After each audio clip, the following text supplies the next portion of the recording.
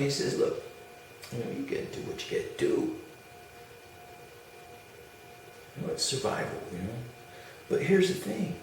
I gotta confess that God really wanted me to just burn citronella candles. But the mosquitoes don't like that. And they get even angrier. So I'm like, Lord, I gotta do this. You guys say, I see, you understand it. Right? Now, in that sense, we have what's a matter of evolutionary progression. Because when a species is threatened by another species, then the one species that has the greater evolutionary path can destroy the other species. But then God allows for there to be a continued balance in all of His universe, because no one species can completely terminate another. God makes a decision. We have some animals that have been on this planet that are now extinct. These occurrences are by God's choice. It's not because one species outdid the other species. So God made those choices. So we as a species, we cannot make that choice to completely eradicate mosquitoes, although we might want to. But, you got to create a balance. So, kill them. So, yeah, killing mosquitoes is okay. That's what God tried to teach me. He said, because I'm like trying to be conscientious and I'm feeling like God is telling me, just use a citronella candle and chase them away and you won't kill anything. Yay. I'm like, yeah, I tried to. They still bit me. Bad. And they got even more vicious. They bit me even more. I'd have stuff all over me. Like off and all kinds of insect repellent. And they'd still just like dive bomb me. Any little spot where there was just one little area where I missed, bam, they were like pow, pow, pow, pow, pow, like rapid fire. And it burns too. These mosquitoes around here get something in them. A mosquito is a vector. And a vector means that it carries, viruses. Mosquitoes are known to be virus-carrying vectors. It's true. So they can bite one person and then another and spread a disease from one person to the other because it's in the blood. They can carry that disease. So it'll carry it as far as it can, but then you got not just one person who's diseased. Now you got two people who are diseased. And then what if that disease becomes mutated to where it passes through the air between people? Now you got a pandemic. Because when a virus like that becomes airborne, it's very difficult to stop it. Think about that. So what happens is that when this situation recurs, because it will, there's one more coming. All right, so I'm just very surprised that it's going to be so soon. So what you got to understand is that you need to get ready. You need to be healthy. You need to know the truth, and be ready to go when the time comes, because there is no other option. I'm telling you the truth. All you can do is just let the Lord take you. I mean, if you go to arms, if you go to protest, you go out into the chaos, you contribute to any of that, you're only going to be more severely harmed than if you just keep to yourself, pray to God, and just wait for the Lord to come. Don't go out into the streets. Don't go anywhere. Just stay home.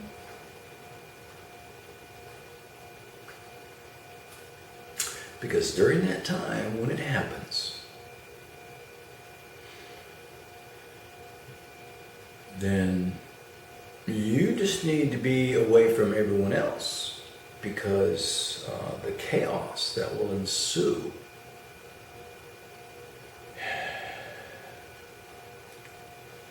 because of what occurs as a result of the second beast's actions in the world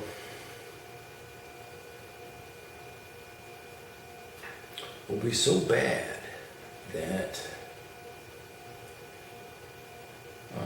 many people will suffer for just being out in the open, out and about. They will suffer horribly in so many different ways.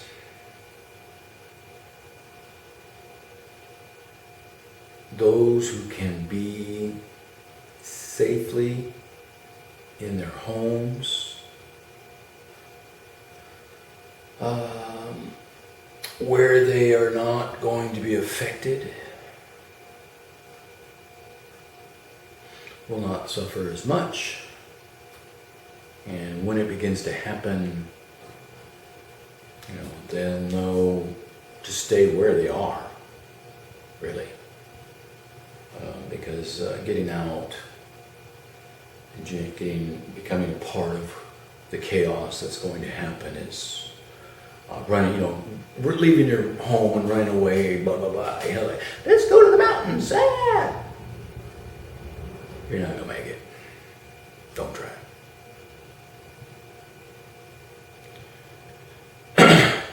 Stay where you are. Pray, wait for the Lord to come.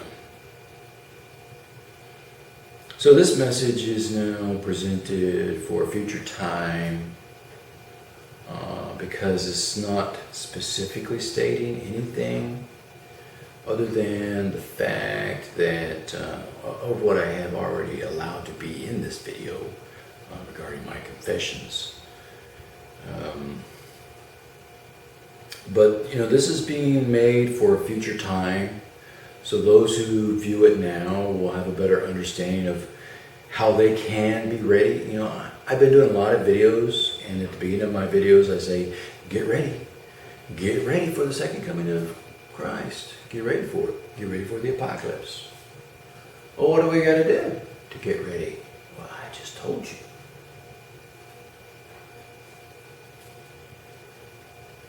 Just know what I'm telling you. When it happens, stay where you are and just pray.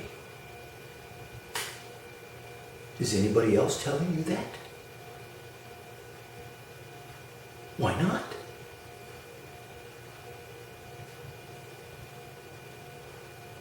They don't want you to know.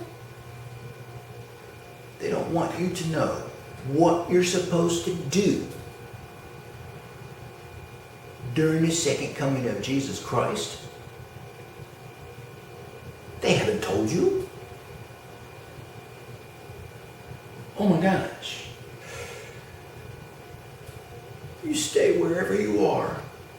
and you just pray. You don't go out into the street and protest. You don't go join some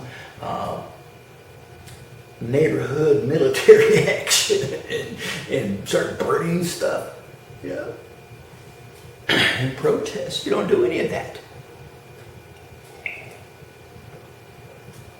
That's what's going on right now in the world. Don't you get it? Even though I'm telling you this for a future time, I'm also telling you this for the present time. So those of you who truly believe in one God and who have begun to subscribe to this series and are listening to my message in song with poetry and video and all of what's going on, the books, the free books, all of this message has been made available in the cloud. It'll be there for a very long time. It'll be available to the future generation that is going to need it, if not this generation. So it's being presented now in the cloud, hopefully in advance enough time that more people will begin to watch it and hear it and think about what it says over time. So we've got a little bit of time to get ready. I'm going to tell you that right now. But that time is running out. I've made it possible that we have this time because of the way I am doing things with this message. Now, don't misunderstand me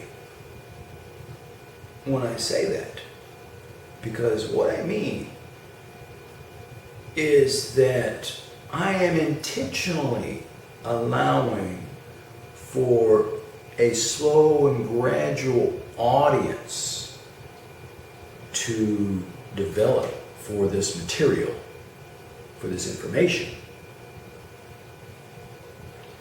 because that gives us all more time.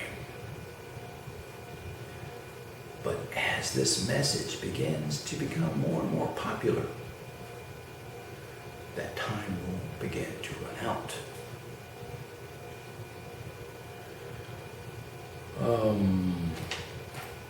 And I follow the Lord's will on that, because this is what He told me. He said, you create it, you do what I'm telling you to do. You create the message, you do this, you do that. I'm just doing what He says. And says, you do it, you put it in the cloud. When it's time, people will see it. They'll know it. I'll choose the time for that. That's what the Lord says to me. He said, I'm going to give you enough time to do all of what is needed to prepare this message in so many different ways, so that you can reach a lot of different audiences. And in so doing, when the time comes, all of those who are future ready will begin to perceive what this message is about. Because all of this really is for an audience that will become ready for the future, which is what I'm telling you about. You've got to be ready for the second coming of Jesus Christ. You've got to be ready for the apocalypse. How do you prepare? Well, you prepare by knowing the truth. You prepare by seeking and knowing the truth. Okay? People are not preparing because they want to continue believing a lie. A lie that a man had become God. I have to tell you that it is a lie. that a man could ever become God, or that God would ever become a man on earth. The ideology of that originates in ancient pagan Greece and Rome, as well as, other places such as Egypt and Syria and elsewhere in the world, all over the world. These pagan religions were occurring, and they were worshiping a man as though that man were God. This is what offended God, because the one true God of all the universe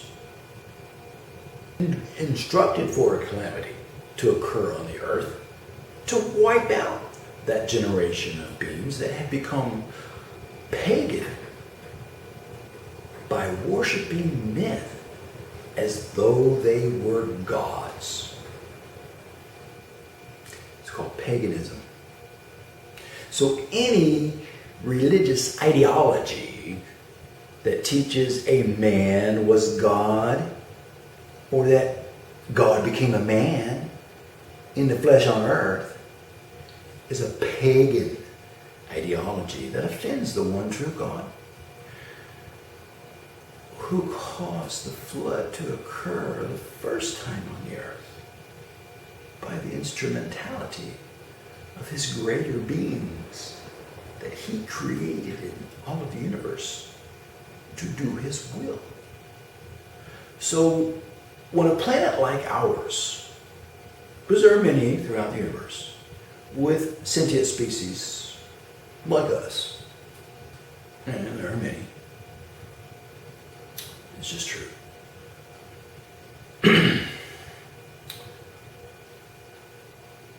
defies God by believing that they have had God among them, and they begin to worship one among them as though he were God. But they will not repent of that. God says, I got to wipe this out again and start again. What is wrong with this species? It just can't get it. I got to do it twice. Now, I already restarted you once with the flood. And I told you, if I got to restart it a second time, I'll do it with fire. Do you know what I'm saying? That's God right there. He's like, what's wrong with you? Don't you get it? A man never becomes God, because God is only one. God is not a man, not ever.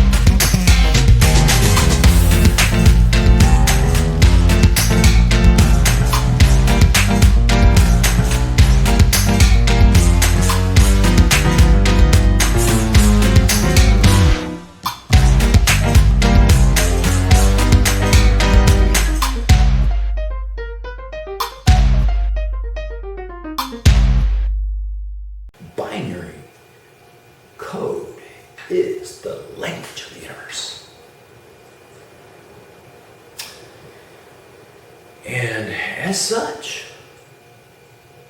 it only has 2 digits, a 1 and a 0. So let me explain it to you this way. With binary mathematics,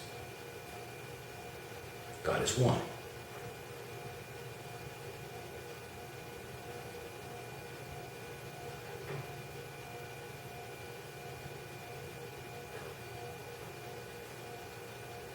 And you are a 0. If you think you are God, or that a man was ever God. Because God is just what?